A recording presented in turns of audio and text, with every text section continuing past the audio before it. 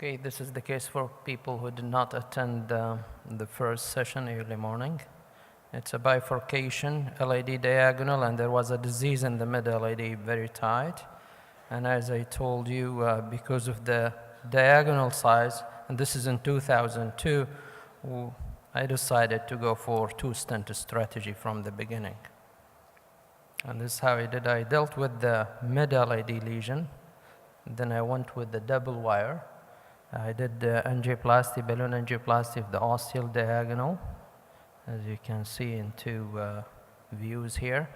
And this is a mini crush of the ostial diagonal, and you can see another stent in the LAD. And this is the LAD stenting. This is after some ballooning, which is not included here, is a final result of the LAD diagonal bifurcation, as you can see here. And as I mentioned, this is a patient who see me in the clinic, and he belongs to the hospital. And in 2010, he came in back. That's 8 years after his stent, which was a first-generation drug-eluting stents in 2002.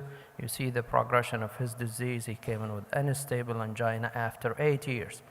He had a native disease now in his ramus. He had a tapering of his distal left main, which is not that bad. He had some disease in the circumflex, and he occluded the bifurcation completely. And as you can see here, you don't see the diagonal LAD, it's disappearing, some tapering of the distal left main, and even the stent in the RCA, he had in-stent and in-segment restenosis. We decided to take him to the meeting, to the combined meeting, and we discussed the case thoroughly. And the vote at that time was for bypass surgery because he is 35 now. When we did his primary PCI, he was only 27. And he went for cabbage ×4. And actually, his ejection fraction during the follow-up was 45. When he presented after 8 years with unstable angina with those lesions, as you can see, he dropped his ejection fraction down to 35.